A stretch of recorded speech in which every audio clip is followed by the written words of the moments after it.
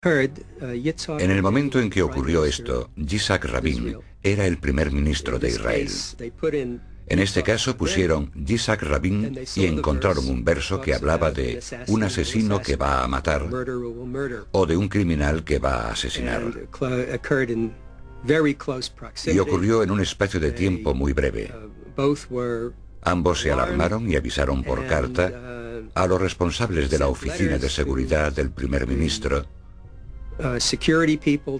con la esperanza de que, con alguna precaución extra, se pudiese evitar que ese suceso llegase a ocurrir.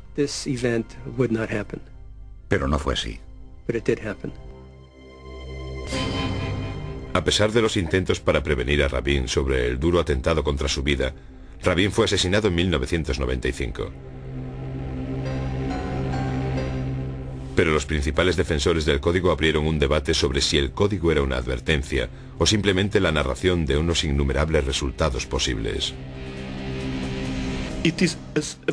Es una cuestión muy básica. No sabemos si era una advertencia o si era sencillamente algo que iba a ocurrir de esta forma. Quizás sea una de las posibles variantes del futuro que trata la Torá. Un investigador del código, totalmente seguro de que la predicción del asesinato de Rabin acababa con cualquier duda sobre la existencia y veracidad del código, retó públicamente a que alguien encontrase la predicción del asesinato del primer ministro en Moby Dick. El profesor Brendan McKay, que es una de las figuras principales de la oposición a la legitimidad del código bíblico y que ha hecho una investigación exhaustiva sobre el tema, aceptó el reto. Así que me propuse investigar Moby Dick y empecé a buscar asesinatos de primeros ministros y otra gente famosa, y encontré unos pocos. Por ejemplo, encontré el de Indira Gandhi, Leon Trotsky, Martin Luther King. Aquí tengo uno. Se puede ver el asesinato del presidente Kennedy. En grandes letras verticales puedes leer la palabra Kennedy. Y en la base se pueden leer las palabras del texto donde se dice claramente que será asesinado.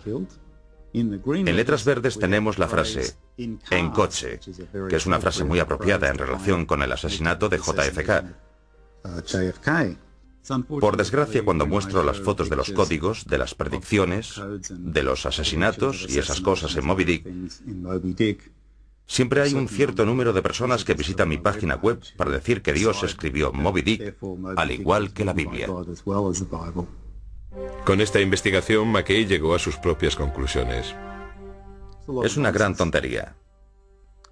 Creo que necesitamos una respuesta más adecuada que esta. He pasado mucho tiempo estudiando esto. Lo intentamos una y otra vez. Hicimos un experimento tras otro. ¿Qué descubrimos? Nada. Hasta donde podemos saber, no hay ninguna prueba de que el código bíblico sea real. Nunca he oído hablar de un solo estadístico, un doctor en estadística experto que crea en el código de la Biblia. Pero hay defensores del código que argumentan que las probabilidades estadísticas de que aparezcan ciertas palabras en distintas formaciones es tan pequeña que atribuírselo a la casualidad es ignorar los elementos fundamentales de la estadística. Mira, hay una pequeña posibilidad en Moby Dick, y las posibilidades en la Torá son muchas. No significa nada. Esto no es un experimento, solo es un truco, y McKay no es más que un mago. Hemos encontrado tantos códigos que estadísticamente no tienen otra explicación que la que ya hemos demostrado. Existe algo. Hay algo aquí que no puede ser aleatorio. Creo que ya hemos llegado al punto en el que queda demostrada la existencia del código bíblico, y la forma en la que se ha hecho es desarrollando matrices muy avanzadas con frases que sobrepasan la posibilidad de la casualidad que se da incluso en el universo. Y una vez que hemos hecho esto, entonces queda demostrada su existencia, y creo que hoy hemos llegado a ese punto. Otros investigadores argumentan que, dejando las probabilidades estadísticas a un lado, deberíamos mirar la validez del código de otra forma. El debate no tiene mucho que ver con si este o aquel código son ciertos o no. Se trata de saber si son una posibilidad real, si crees que cada código es correcto, que todo esto funciona a la perfección y puedes predecir lo que va a ocurrir. En realidad estás loco. Si crees que los códigos no existen, que no es posible, que existe una especie de idea absurda de que debe de haber códigos por todas partes, realmente te estás perdiendo algo estupendo sobre la complejidad del mundo. No estás viviendo en un mundo codificado, y no vivir en un mundo codificado es como vivir en un mundo monótono, y un mundo así no es realmente un buen lugar para vivir. A pesar de los sólidos argumentos de McKay y de sus seguidores contra la existencia de los códigos, los que apoyan su existencia nos muestran más ejemplos reales de las predicciones de los códigos sacadas de los titulares de hoy en día. ¿Qué dice el código bíblico sobre los acontecimientos recientes?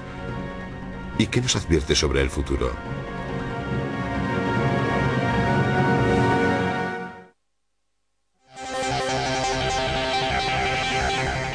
La predicción del Armagedón.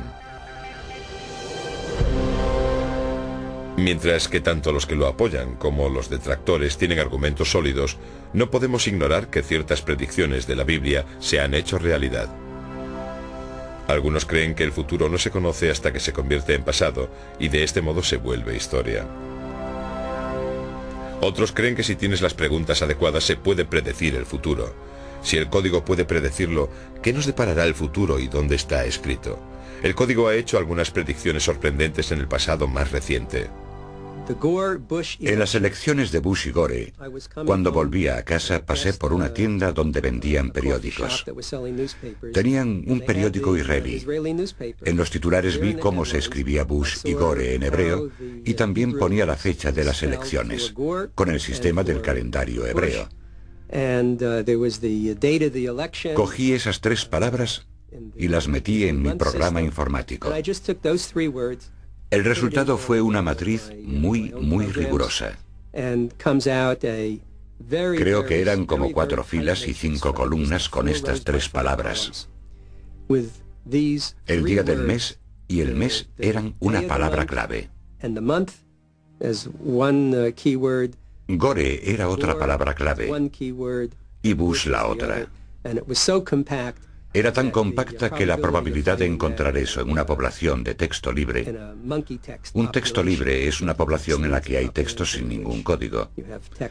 Era algo como una entre unos cientos de miles. Serían los sucesos del 11S los que conseguirían que los investigadores retomasen la Biblia para ver si había sido predecido. Lo que encontraron fue sorprendente. Descubrimos unas colocaciones compactas poco comunes de estas tres palabras, junto con algunas otras que tienen algo que ver con el 11S, entre ellas el mismo 11S, los nombres de los pilotos, varias descripciones, la caída de los edificios, la destrucción de las torres, la tragedia ante los ojos de la gente y cosas así. Y todo esto apareció en una zona muy pequeña. Hice una matriz con el ataque del World Trade Center y encontré 30 términos que formaban frases completas. Las probabilidades de que aparezca una matriz así son de 1 entre 300 por 10 elevado a 40. El avión derrumbó la Torre Gemela 2 veces. Bueno, pues 2 veces son algunas de las palabras que aparecen en el texto normal.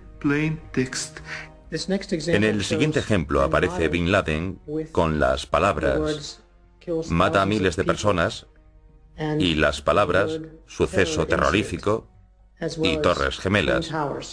Lo que hace extraordinaria a esta cuadrícula es la agrupación en la que aparece. Casi tienes que pararte a mirar un momento antes de darte cuenta de lo cerca que aparecen estas palabras. Estas son las únicas palabras para el terror, suceso terrorífico, que aparecen con un salto de 2 letras. Es el intervalo más corto de la Torah. Esta es una de las 3 mejores asociaciones entre torres y gemelas. ¿Por qué aparecen juntas en la misma cuadrícula? Pues la respuesta que encontramos una y otra vez es porque existe una intención clara. Una de las últimas revelaciones del Código Bíblico se refiere a un suceso que tuvo lugar el 1 de febrero de 2003, el desastre del transbordador espacial Columbia. Empezaré por los hallazgos del profesor Reeves. Transbordador espacial Columbia. Llorar su muerte. Devorados por el fuego. El profesor Reeves no vio este ELS